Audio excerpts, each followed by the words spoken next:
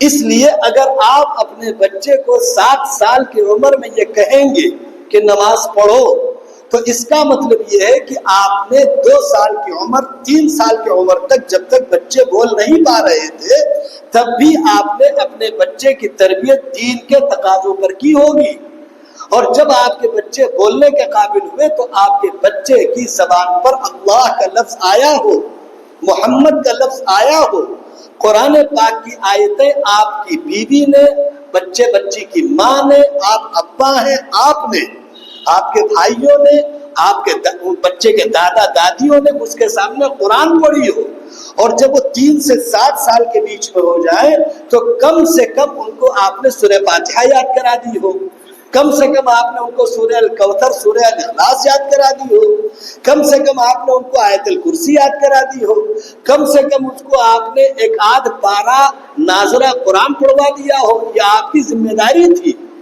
رسول اللہ صلی اللہ علیہ وسلم فرماتے ہیں کہ اپنے بچوں کو 7 سال کی عمر میں نماز پڑھنے کی تاکید کرو، حکم دو، پابند کرو، یہ حکم ہے مسلمانوں کا، یہ کوئی تفریح اور مذاق والی حدیثیں نہیں ہیں۔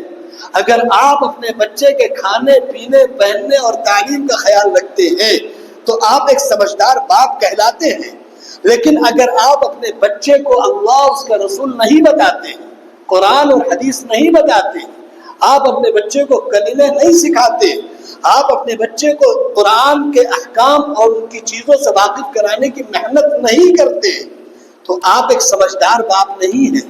آپ نے آدھی بات تو سمجھی، آدھی نہیں سمجھی۔ بچے کی وہ عمر جو 60 برس کے آس پاس کی ہے اس کا تو آپ نے خیال کیا، بچے کی وہ عمر جو کبھی ختم نہیں ہونے والی ہے اس کا آپ نے خیال نہیں کیا۔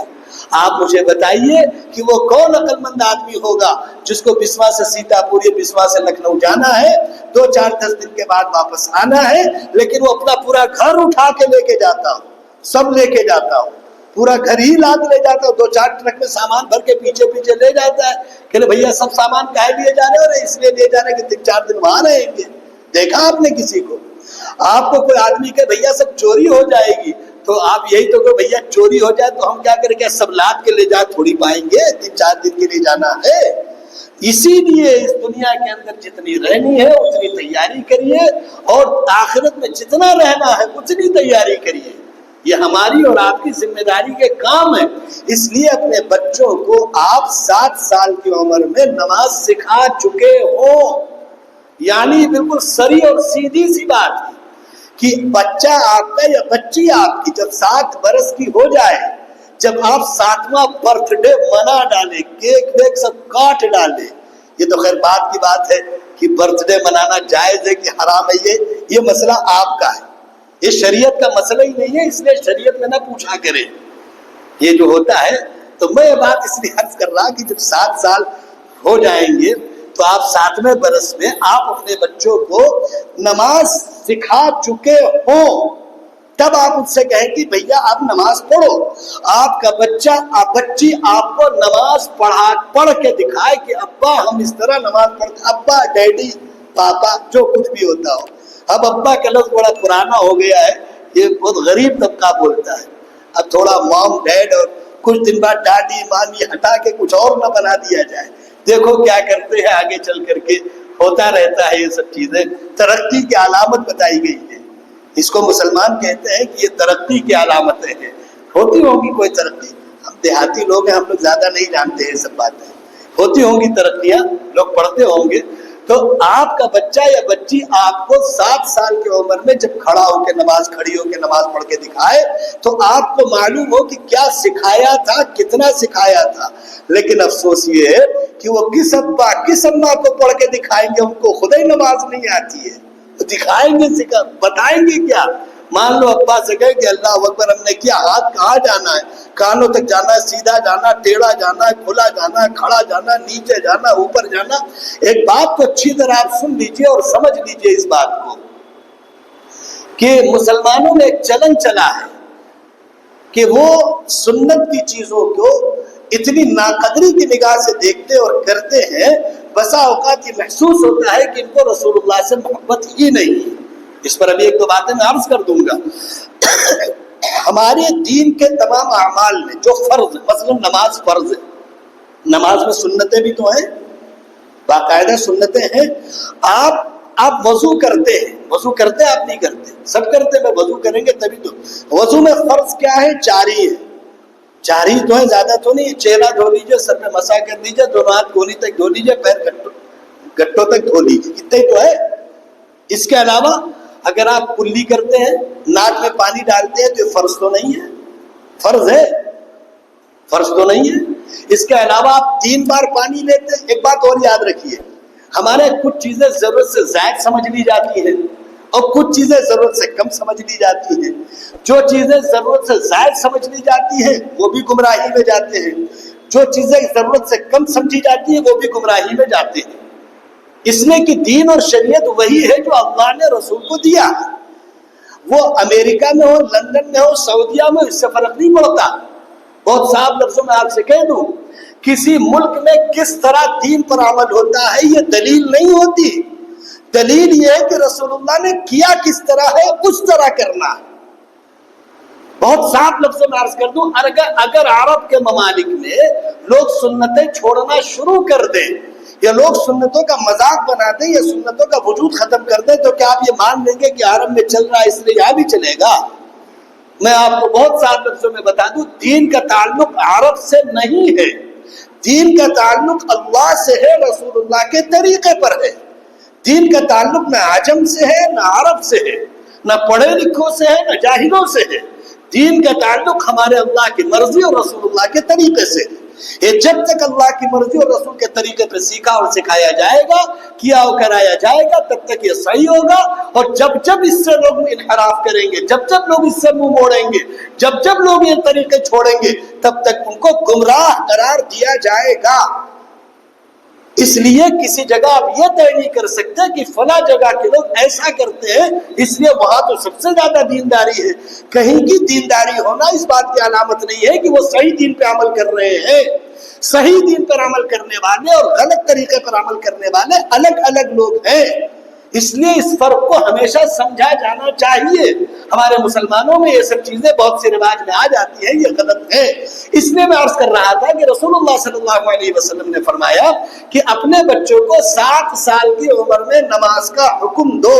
اس کا مطلب یہ ہے کہ اگر وہ فجر میں سو رہے ہیں تو تمہیں جگانا ہوگا. اگر تمہارے بچے اور بچی جن کا اسکول 6 بجے ہے، نماز 5 بجے ہے، آپ 5 بجے اس لیے نہیں اٹھائیں گے کہ بھیا اٹھیں گے تو آدھا گھنٹہ اور سو لیں. 5:30 بجے جب نماز کا وقت نکل جائے پھر بھیا کو آپ اٹھا دیں. صرف آدھا گھنٹہ آپ کو آرام کرانے کے لیے بھیا کو اسکول جانے میں دقت نہ ہو. تو آپ نے بھیا کا بڑا خیال کیا. اور جو بھیا فجر کی نماز چھوڑ کر جہنم کا ایندھن بن گئے، جہنم کا ایک بات بہت اچھی طرح یاد رکھیے، غیر مسلمین جہنم میں جائیں گے یہ تو الگ بات ہے، مسلمانوں میں ایک بڑا طبقہ جہنم میں جائے گا. قرآن میں لکھا ما سلککم فی سقر، جہنم میں رہنے والے مسلمانوں سے لوگ پوچھیں گے، مسلمانوں سے، جہنم میں پڑے ہوئے مسلمانوں سے لوگ پوچھیں گے ما سلککم فی سقر، تم جہنم میں چلے کیسے گئے. سقر جہنم کا نام ہے، ایک جہنم کے ناموں میں سے جہنم کا ایک نام ہے سقر. تم جہنم میں کیسے چلے گئے؟ جواب میں دیں گے لم نکو من المصلین، ہم یار نماز نہیں پڑھتے تھے. سیدھا سا جواب ہے ولم نکو نطعم المسکین، اور ہم اپنا پیسہ غریبوں پہ نہیں خرچ کرتے تھے. کنا نخوض مع الخائضین وَكُنَّا نُكَذِّبُ بِيَوْمِ الدِّينِ حَتَّى أَتَانَا الْيَقِينُ. ہماری خرافاتوں کو کرتے کرتے موت آ گئی اور ہم سدھر نہ سکے، اس وجہ سے ہم جہنم میں پڑے ہوئے ہیں. اگر ہمارے بچے فجر کی نماز میں بستروں پہ پڑے ہوئے ہیں تو ہم ان کو یہ مان کر چلیں وہ ہمارا بیٹا نہیں ہے جس کو چوم رہے ہیں آپ، چاٹ رہے ہیں، بلکہ جہنم کا انگارہ ہے جسے آپ چوم رہے ہیں. آپ کے گھروں میں فجر کی نمازوں میں سوئے ہوئے لوگ جہنم کے ایندھن ہیں، جہنم کا کوئلہ ہے، جہنم کی آگ ہے. آپ اپنے گھروں میں جہنم کی آگ جلائے بیٹھے. اس کے بعد آپ کہتے ہیں آسیب ہے، سحر ہے، جادو ہے، ٹونا ہے. جس کے گھر میں جہنم کے ٹکڑے پڑے ہو، جس کے گھر میں جہنم کے ایندھن پڑے ہو، جس کے گھر میں جہنم کی آگ پڑی ہو، آپ جہنم کی آگ سے بڑے تو آسیب نہیں ہو جائے گا نا. کہ जहन्नम की आग से बड़ा जादू हो जाएगा, जहन्नम की आग से बड़ा टोना हो जाएगा। हमारे अपने घरों में चलते फिरते जहन्नम के ईंधन घूम रहे हैं मुल्कों में, हमारे शहरों में, हमारे मोहल्लों में, हमारी गलियों में, हमारे घरों में, और हम खुद ना नमाज पढ़कर जहन्नम का एक टुकड़ा और जहन्नम का ईंधन। हम किसी को क्या कहें? अगर हम नमाज नहीं पढ़ते हैं तो हम चलते फिरते जहन्नम का कोयला, हम चलते फिरते जहन्नम का टुकड़ा है, हम चलते फिरते जहन्नम का ईंधन है। इसीलिए कहा गया कि जब मुसलमान नमाज पढ़ते हैं, हदीस पाक में भी वजाहतन इसकी तफसीलात आई है, जब मुसलमान नमाज पढ़ते हैं, मुसलमान वजू करते हैं, तो वो वजू नहीं करते हैं, वो जहन्नम की जो आग उनके ऊपर वाजिब हो चुकी थी कि अगर वो नहीं पढ़ेंगे तो जहन्नम में चलेंगे, तो आप जब वजू का पानी खोलकर जिस्म पे डालते हैं तो आप जिस्म पे नहीं डालते हैं, उस जलती हुई जहन्नम की आग को उस पानी से बुझा रहे होते हैं। ये वजू की फजीलत है ये। इसलिए जब वजू करें तो ये जहन में रहना चाहिए कि आप एक बहुत बड़ा काम कर रहे हैं, आप अपने जिस्म पर जहन्नम की जलने वाली आग को बुझा रहे हैं। लेकिन हमारा वजू भी जिस हाल में होता है कि बगल वाला नापाक हो जाए, वजू भी हमारे बड़े अच्छे तरीके में होता है। जो टंकी खोली तो फिर पूरी खोल ही दी, फिर तो इनको मसला ही नहीं है। काहे कि चंदा नहीं देते हैं 5 रुपया मस्जिद में, अब 5 रुपया चंदा दिए हैं तो टंकी तो खोल ही सकते हैं मस्जिद में। टंकी आपके घर पे लगी हो, सरकार ने दी हो, आपको किसी ने हदिया दी हो, आपके घर में पानी फ्री में आता हो, पानी बेवजह खर्च करने का आपको हक ही नहीं है, चाहे आपका अपना हो चाहे किसी गैर का हो। पानी अल्लाह की नेमत है, उतना ही इस्तेमाल करिए जितनी आपकी जरूरत है। अगर बेजरूरत आप पानी इस्तेमाल कर रहे हैं तो आप शरीयत में गुनहगार हैं, इसमें कोई शक नहीं। आप बिस्लेरी के अलावा कोई पानी नहीं पीते हैं, बहुत से लोग ऐसे भी हैं, हमको बहुत से लोग मिले, उन्होंने कहा कि हमने कभी कोई दूसरा पानी ही नहीं पिया। तुम बिस्लेरी पियो या नलका का पियो या टंकी का पियो, मरना वैसे हो ऐसे हो, कोई टेंशन वाली बात नहीं है इसमें। इसको बहुत फखरिया बयान करने की जरूरत नहीं है। बहुत से लोग होते हैं, बहुत से हैं। तो मैं आपसे अर्ज कर रहा था कि जब आप वजू करिए तो कम से कम ये ध्यान रखिए कि आप कर क्या रहे हैं। जिंदगियां गुजर गई वजू करते करते, टंकी खोलते तो पड़ोस में बगल वाला, जब हम अगर नापाक, देखिए नापाकी 2 तरह की है, एक जिसमें गुस्ल फर्ज होता है, एक जिसमें वजू फर्ज होता है। गुस्ल फर्ज होने वाली नापाकी सिर्फ एक हालत की होती है, उसकी नौयतें अलग अलग होती है, शक्लें अलग अलग होती है। आप जानते समझदार माशाअल्लाह अक्लमंद और बालिग है, जो नाबालिग उनको समझने की जरूरत नहीं है, जो बालिग वो हमसे ज्यादा जानते हैं, उसको मैं नहीं बयान करता। लेकिन अगर आप पर वजू फर्ज है तो आपका जिस्म एक एतबार से नापाक है। उलमा ने इस बारे में बड़ी अजीब अजीब बातें लिखी, अर्ज कर दूंगा कभी। तो जब आप वजू करने बैठते हैं और आपने टंकी खोल दी, हाथ धोना शुरू किया, और टंकी तो इतनी जोर से खोली कि कहो कि सब सामने ही आ गया, बस यही हो गया। फिर जो हाथ ऐसे ऐसे किया तो थोड़ा पानी इधर वाले पे, थोड़ा पानी उधर वाले पे। आपके हाथ से जो पानी निकल रहा है, आप कुल्ली करें, जो थूक रहे हैं नाक में डाले, जो गिर रहा है, मुंह धो रहे, फचर फचर होते हैं ना, मारा फटर, थोड़ा इधर गया थोड़ा उधर गया। पड़ोस वाला भी सोचता है कि यार ये कर ही ले तब हम पहुंचे वजू करने। आपके जिस्म पर पड़ कर जो पानी निकलता है वो पानी माए मुस्तअमल कहलाता है शरीयत में, यानी इस्तेमाल किया हुआ पानी, और वो नापाक होता है, वो पानी इस्तेमाल के काबिल नहीं होता है। अगर वो पानी किसी के कपड़े पे पड़ रहा है, किसी के चेहरे पे पड़ रहा है, किसी के जिस्म पे पड़ रहा है, तो नापाक हो रहा नहीं हो रहा, नापाक नहीं हो रहा वो। तो आप अपनी पाकी के चक्कर में पड़ोस के दोनों लोगों को नापाक कर देंगे, अपने पाक होने के लिए दोनों को नापाक कर देंगे। इसलिए वजू का सलीका सीखिए, वजू का तरीका सीखिए, वजू करना कैसे है, इसके बारे में आदाब क्या है। जिंदगी गुजर गई, वजू के आदाब कभी पता नहीं कर पाए हम। कहने को हम बहुत बड़े मुद्दई हैं, कहने को हम बहुत बड़े दावेदार हैं, कहने को हमसे ज्यादा कोई दीन नहीं जानता, कहने को हमसे ज्यादा कोई शरीयत नहीं जानता, कहने को हमसे ज्यादा कोई बहस नहीं कर पाता दीन के बारे में। लेकिन सच्चाई ये है कि पता वजू का भी नहीं है। फिर जो वजू किया और हाथ इधर वाला धुला तो इधर वाला गया, इधर वाला धुला तो इधर वाला गया, फिर जो पैर टांग फैलाई तो फैला ही दी, फिर जिधर भी पानी जाए जाने दो, यानी आप पाक हो जाए सारी दुनिया नापाक हो जाए। ये तो बिल्कुल गलत बात है भाई। आदाब वजू सीखिए, वजू के आदाब है कि वजू करने से पहले नियत करनी है कि हम क्यों कर रहे हैं वजू। यहाँ कोई नियत का मसला ही नहीं है। कितने लोग करते हैं नियत? वजू में नियत करना वजू की सुन्नत है, وضو میں نیت کرنا وضو کی سنت ہے کہ میں وضو کیوں کر رہا ہوں، لیکن دل پہ ہاتھ رکھ کے بتائیے کب خیال پیدا ہوتا ہے اس سنت کا، کب دھیان آتا ہے اس سنت کا کہ ہم وضو کر کیوں رہے؟ آ گئے چلے آئے، کھولا ٹنکی ہی چار پڑوس والے سے دو دائیں والے سے مسئلہ پوچھتے ہیں، اچھا مسئلہ بڑا تگڑا پوچھتے، اتنا زبردست مسئلہ پوچھتے کہ لگتا ہے کہ ان سے بڑا پرہیزگار دنیا میں کوئی نہیں۔ اب مسئلہ پوچھ رہے، بتاؤ مولوی صاحب وضو میں سلام کا جواب دینا جائز ہے کہ نہیں؟ ایسا لگتا ہے ان سے بڑا متقی پرہیزگار کو دنیا میں پیدا نہیں ہوا، یہ دن بھر سلام اور سلام کا جواب ہی دینے میں گزار رہے ہیں، اس لیے مدعا پھنس گیا کہ بیچارے 2 ہی منٹ کے لیے وضو کر رہے ہیں، خدا نہ خواستہ کوئی سلام کر دے اور یہ جواب نہ دے پائے تو کہیں گنہگار نہ ہو جائیں، تو ہمارے اس کے لیے بھی مسئلہ پوچھے لے رہے، حالانکہ وہ اس کے لیے نہیں پوچھ رہے ہیں، ان کو کسی پہ تانا کسنا ہے اس لیے وہ مسئلہ پوچھ رہے ہیں۔ وضو میں سلام کا جواب دے سکتے ہیں کہ نہیں، وضو میں سلام کر سکتے ہیں کہ نہیں؟ میں ایک بات بتا دوں، وضو میں سلام کا جواب دینے سے وضو نہیں ٹوٹتا، وضو میں سلام کرنے سے وضو نہیں ٹوٹتا، نماز میں سلام کرنے اور جواب دینے سے وضو ٹوٹتا ہے۔ یہ مسئلہ بالکل صاف کہے دے رہا ہوں، اس کے بعد اب کوئی نیا مسئلہ پوچھنے کی ضرورت نہیں ہے۔ اگر کوئی آدمی آپ کو سلام کرتا ہے، آپ جواب دینا چاہیں دے دے، نہ دینا چاہے وضو سے فارغ ہو کے دے دے۔ اگر آپ سلام کا جواب دے دیں گے تو مجرم نہیں ہے، گنہگار نہیں ہے، خطاکار نہیں ہے، وضو ٹوٹ نہیں گیا آپ کا۔ اگر آپ کو لگتا ہے کہ وضو ٹوٹ جاتا ہے تو وضو ٹوٹ نہیں گیا۔ مسئلہ پوچھتے ہیں کہ ہم وہ مسجد میں کوئی آتا ہے، ہم تلاوت کر رہے ہیں تو ہم سلام کا جواب دیں کہ نہ دیں؟ آپ تلاوت کر رہے ہیں، کسی نے سلام کیا ہے، آپ جواب دینا چاہیں، آپ کی تلاوت ٹوٹ نہیں جائے گی۔ نہ دینا چاہیں بعد میں دے دیں کہ بھئی آپ نے سلام کیا تھا، ہم قرآن پڑھ رہے تھے، اللہ کی کتاب پڑھ رہے تھے، اللہ کی کتاب سے بڑھ کر کون کتاب ہوتی، اس نے ہم سلام کا جواب نہیں دے پایا، وعلیکم السلام ورحمۃ اللہ بعد میں کر لیجئے، یا اگر آپ قرآن کی تلاوت روک دیجئے وعلیکم السلام کر لیجئے۔ لیکن یہ مسئلہ تب بہت نازک ہو جائے گا جب مسجد میں لگاتار بھیڑ کی بھیڑ آتی چلی جائے، تلاوت کر رہے ہو تو آپ کے لیے مشکل ہو جائے گی، کتنی بار بند کریں گے؟ تو آپ اتنی بار نہیں بند کر پائیں گے۔ اس میں ایک مسئلہ اور بھی ہے کہ اگر آپ 10-12 لوگ مسجد میں بیٹھے ہوئے ہیں، کسی صاحب نے آ کے سلام کیا، 4-5 لوگ تلاوت کر رہے ہیں، 2-4 لوگ ذکر کر رہے ہیں، ایک آدھ آدمی خالی بیٹھا ہوا ہے، آنے والے نے سلام کیا، اس نے جواب دے دیا، ساری بیٹھے ہوئے لوگوں کی طرف سے سلام کا جواب ہو گیا۔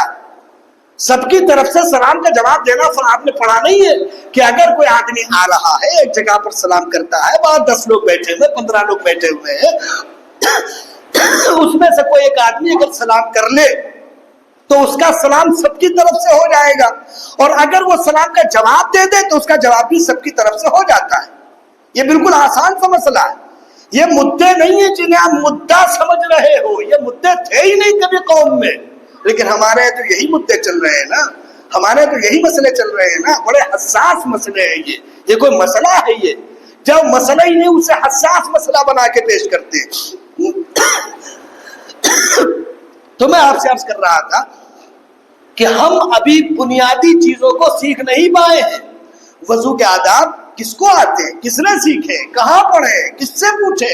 کبھی ہم نے غور کیا ہے کہ ہمارے وضو کے آداب اور طریقے کیا؟ کسی بھی عمل میں جو اس کی سنتیں ہیں وہ اس کا حسن اور خوبصورتی، جیسے مثلا آپ ایک کپڑا لے آئیے اور سیدھا سیدھا سلوا کے جبہ اوڑھ لیجیے، یہ بھی تو ایک طریقہ ہے۔ ایک کپڑا لائیے، سیدھا سیدھا اس کو بیچ میں سے ایسے کاٹ دیے، گردن میں ڈالیے، ادھر ادھر سلوا دیجیے، پہن کے گھومیے، گھومیں گے آپ۔ کرتوں میں تو ڈیزائنیں 50 طرح کی لے کے آئیں گے، ایسے سلنا، ادھر سے کاٹنا، ادھر سے لے جانا، فلانا تاکہ ادھر، کھانا والا ادھر، پیلا والا ادھر، نیلا والا ادھر، اسے کٹ مارنا، پھر ایسے 50 باتیں بتاتے ہو جا کے۔ کیوں بتاتے ہو؟ تاکہ آپ کا کرتا خوبصورت لگے نا۔ آپ مکان بنواتے ہو، مکان میں 20 طرح کی ڈیزائنیں بنواتے ہو تاکہ خوبصورت لگے نا۔ آپ کے جو اعمال ہیں، اس کی جو سنتیں ہیں وہ اس کی خوبصورتیاں ہیں، یہ یاد رکھیے گا ہمیشہ۔ اگر آپ اپنے کسی عمل سے اس کی سنتیں نکال دیں گے تو آپ کا عمل آدھا ادھورا ہوگا، آدھا ادھورا، خوبصورتی چلی جائے گی۔ خوبصورتی بنائے رکھنے کے لیے سنتوں کی پابندی ضروری ہے، اس لیے سنتوں کا اہتمام وضو میں بہت ضروری ہے۔ وضو کی سنتیں کتنی ہیں، کم سے کم یہ تو سیکھنی چاہیے بھائی، ہر مسلمان کا کام ہے کہ وضو کی سنتیں کتنی ہیں سیکھنی چاہیے، یہ ضروری ہے۔ اگر آپ نے ان چیزوں کا اہتمام نہ کیا، عمل کی سنت کا اہتمام نہ کیا، تو آپ کا وہ عمل اللہ کو پسند نہیں ہوتا. ہونے کو ہو جائے گا, ادا ہو جائے گا, دیکھا جائے گا, آگے بڑھیے, اللہ کو فیصلہ کرنا ہوگا, کریں گے. لیکن اگر آپ نے رسول اللہ کی سنت کا خیال کسی عمل میں نہیں کیا, دل پہ ہاتھ رکھ کے بتائیے, اگر آپ نے کوئی کام کیا, مثلا وضو کیا, وضو کے فرائض ادا کر دیے, سنتیں ادا نہیں کی, اللہ کو اچھا لگے گا؟ اللہ کو پسند آئے گا؟ اللہ آپ کو اس پر شاباشی دیں گے؟ اللہ اس پر آپ کو اجر دیں گے؟ آپ اللہ کے رسول کے طریقے کو چھوڑ کر کام کریں, اس کے بعد یہ امید کریں کہ اللہ آپ کو ثواب دیں گے, تو آپ سچ بتاؤ یہ اللہ سے بھی مقابلہ کرنا ہے کہ نہیں ہے؟ اس لیے نماز بھی پڑھنے جب آتے ہیں, یہ بھی مسئلہ بہت اچھی طرح سمجھ لیجئے, نماز میں سر سے پیر تک آداب ہیں. مسجد آنے کے آداب الگ ہیں, نماز کے آداب الگ ہیں. نماز میں جو کپڑے پہنے جاتے ہیں سر سے پیر تک, سر سے پیر تک جو کپڑے ہیں نماز میں, یہ آداب میں آتے ہیں, سنت میں آتے ہیں. اگر ہمارے سر سے پیر تک نماز پڑھنے کے درمیان کوئی ایک طریقہ بھی ایسا ہے جو رسول اللہ کے طریقے کے خلاف ہے, تو وہ اللہ کو پسند نہیں ہے. یہ قانون آپ ہمیں نہ بتائیے کہ فلاں جگہ ڈھما جگہ یہ بات وہ بات, یہ بالکل غلط بات ہے. سر سے پیر تک آداب ہے کپڑوں کے, جو جسم پہ آپ کپڑا پہنتے ہیں, آپ کے سر ڈھپے ہوئے ہونے چاہیے. بعض لوگ نماز پڑھنے آتے ہیں تو سروں پہ ایسے رومال باندھتے ہیں, ایسے ایسے رومال باندھتے, اور بیچ کا حصہ کھلا ہوتا ہے, بیچ کا حصہ. یاد رکھیے سر میں اسی بیچ کے حصے کو ڈھانپنا ہے نماز میں. اس کو ڈھانپنا ہو یا نہ ہو, یہ بند ہو یا نہ ہو, یہ بات کی بات ہے. اصل سر جس پر آپ مسا کرتے ہیں اس کو سر کہتے ہیں. یہ نماز میں ڈھپا ہونا سنت ہے, اور ایک نماز بھی رسول اللہ نے سوائے حرام کی حالت کے بغیر سر ڈھانپے نہیں پڑھی. چاہے وہ رات کی نماز ہو, چاہے وہ دن کی نماز ہو, چاہے اندھیرے کی نماز ہو, چاہے اجالے کی نماز ہو, چاہے وہ فرض ہو, چاہے وہ واجب ہو, چاہے وہ سنت ہو, چاہے وہ تہجد ہو, ایک نماز آپ ثابت نہیں کر پائیں گے جو رسول اللہ نے بغیر سر ڈھانپے پڑھ دی ہو. اگر اس کے بعد بھی آپ پڑھتے ہیں, آپ کا دل چاہتا ہے پڑھنے کا, آپ پڑھیں, کوئی نہیں روکے گا, دنیا کا کوئی قانون نہیں منع کرتا آپ کو.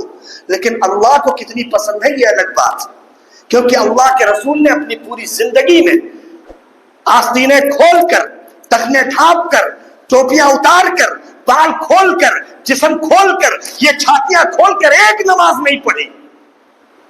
اگر آپ کو گرمی بہت لگتی ہے, آپ نے کھول دیا, ایسے سے کر کے کھڑے ہو گئے اللہ اکبر, تو آپ جانیے آپ سے زیادہ گرمی تھی رسول اللہ کے دور میں, جب رسول اللہ نماز پڑھتے تھے مسجد میں. جب رسول اللہ مدینے کی مسجد میں نماز پڑھانے کھڑے ہوتے تھے, صحابہ ایک پیر پر کھڑے نہیں ہو پاتے تھے. کیوں معلوم ہے؟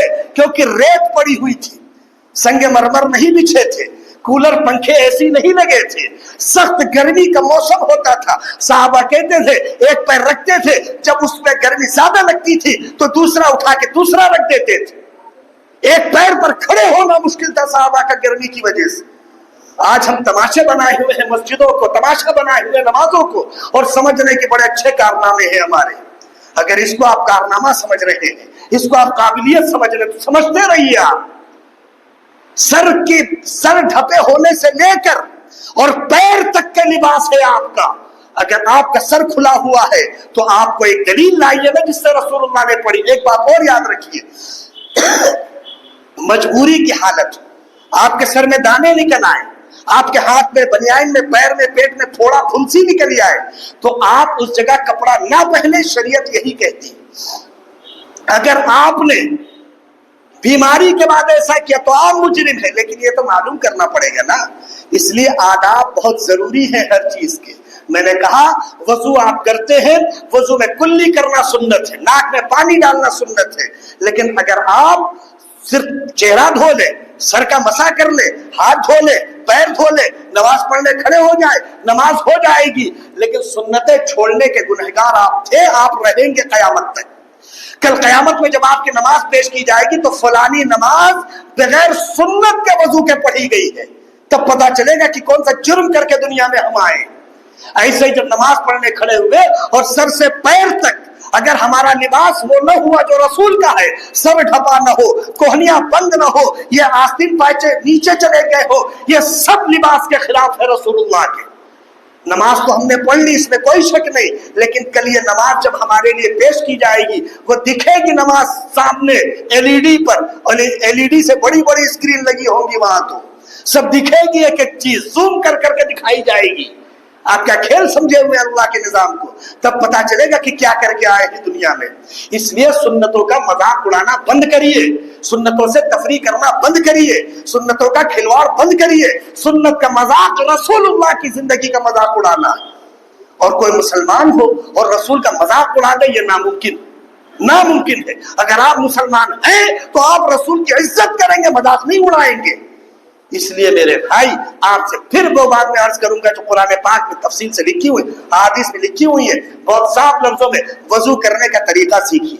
یہ بہت بنیادی چیز ہے، بہت بنیادی چیز ہے۔ اور دوسری بات جو میں نے عرض کی کہ نماز کا طریقہ سیکھیے، مسجد میں آنے کا طریقہ سیکھیے، آداب سیکھیے، آداب زندگی، اپنے زندگی کے اندر آداب پیدا کریے، رسول اللہ کی سنتوں کی قدر کیجئے، فخر کیجئے کہ رسول اللہ نے آپ کو ایک زندگی گزارنے کا طریقہ دیا، ورنہ دنیا کے پاس زندگی گزارنے کا کوئی طریقہ نہیں۔ اسی لیے قرآن کہتا ہے وَاتَّقُوا اللَّهَ وَأَحْسِنُوا، اللہ سے ڈرو، اچھے کام کرو، اچھے طریقوں پہ عمل کرو۔ اسی لیے رسول اللہ نے فرمایا کہ حسن اسلام المرء ترکہ ما لا یعنی، جو بیکار کے کام ان سے دور رہو، اپنے آپ کو دور رکھو، الگ کرو۔ اپنی اولادوں کو 7 سال کی عمر میں نماز کا حکم دو، 10 برس کی عمر میں نماز نہ پڑھنے پر تنبیہ کرو۔ انشاءاللہ آئندہ ہفتے میں اس کی تفصیل میں پھر عرض کر دوں گا۔ اللہ سے دعا کرو کہ اللہ ہمیں عمل کی توفیق عطا فرمائے۔ اور ایک گزارش میں نے آپ حضرات سے کی تھی، مجھے اس کے بارے میں پھر عرض کر دوں۔ اللہ آپ سب کو خوش رکھے، آپ کی عمروں میں برکت دے۔ آپ بڑا قیمتی وقت لے کے آتے ہو، یقیناً مشغول ہو، کاروباری ہو، پڑھے لکھے لوگ ہو۔ آپ سے میں نے کہا تھا آپ اس پر عمل کرتے ہیں، میں نے اس لیے نہیں کہا کہ مجھے آپ سے کوئی بیر ہے یا کوئی جھگڑا ہے۔ آپ سے میں نے کہا تھا کہ اگر آپ دعا نہیں مانگ سکتے تو سب سے پیچھے نماز پڑھ لیا کرو، لیکن ماشاءاللہ آپ سب دعا مانگ کے جاتے ہو، اللہ آپ کو اچھا رکھے۔ دعا مانگا کریے، دعا آپ کے اور اللہ کے درمیان کی باتیں ہیں۔ اور میں ایک بات آپ سے عرض کر دوں، ایک بات میرے سننے میں آئی، اس کی وضاحت کر دوں۔ کسی نے یہ بات کہی تھی، جو بات میرے کانوں تک پہنچی ہے، کہ کیا ان کے ہی دعا مانگنے سے سب قبول ہوتی ہے؟ یاد رکھیے، میں بہت صاف لفظوں میں عرض کر دوں، میں نہ کوئی ولی ہوں، نہ کوئی بزرگ ہوں، نہ کوئی مستجاب الدعوات ہوں، نہ کوئی بہت بڑا علامہ ہوں کہ میرے مانگنے سے آپ کی دعا قبول ہوتی ہے۔ یہ بے تکی باتیں ہیں، اس طرح کی باتیں نہ کیا کریے۔ میں آپ سے صاف لفظوں میں عرض کر دوں، خدا بہتر جانے اس مجمع میں کون نیک آدمی ہوگا۔ سب لوگوں نے دعائیں مانگی، کسی ایک نے آمین کہہ دی، اللہ نے اس کے آمین کہنے پہ مانگنے والے کے لیے قبول کر لی، تو اللہ کی شان ہے۔ اس لیے کہا جاتا ہے مل کر دعا کرو۔ مل کر دعا کرنے کا مطلب ہی یہ ہے، خدا بہتر جانے کو نیک آدمی ہے جس کا صدقے میں سب کی دعائیں قبول ہوتی ہیں۔ اس لیے میں نے آپ سے گزارش کی تھی کہ آپ دعا کم سے کم دعا مانگے بغیر نہ جایا کریں۔ دعا اللہ کے دینے کا انعام ہے۔ اللہ کہتے ہیں میرے بندوں نے میرا حکم پورا کر دیا، جو مانگتے ہیں میں دینے والا ہوں۔ پتہ چلا ہم بنا مانگے ہی چلے گئے تو اللہ بھی کہتے ہوں گے وہ عجیب بندے ہیں، ہم دینے کو تیار بیٹھے لینے کو تیار نہیں ہیں، تو بیر ہو جائے گا نا اللہ سے۔ اس لیے طے کریے، انشاءاللہ کریں گے۔ ایک تیسری گزارش میں نے کی تھی، وہ پھر میں آپ سے عرض کر دوں، کسی بھی مسجد میں آپ نماز اگر پڑھتے ہیں، 5 وقت کی مسجد ہے، 5 وقت کی نماز جماعت سے ہوتی ہے، اس مسجد میں شہروں میں، گاؤں کی بات نہیں کر رہا، کم سے کم 15 سے 30 ہزار روپے کا خرچ ہے۔ امام کا ہے، مؤذن کا ہے، خادم کا ہے، صفائی ستھرائی کا ہے، بجلی کے بل کا ہے، رکھ رکھاؤ کا ہے، پانی لائٹ بجلی پنکھے کا ہے، آنے جانے کا ہے، صفوں کا ہے، لوٹے کا ہے، جھاڑو کا ہے، رنگ و روغن کا ہے، پتائی کا ہے۔ چیزیں ٹوٹتی ہیں، چیزیں جڑتی ہیں، چیزیں بنتی ہیں، چیزیں بگڑتی ہیں۔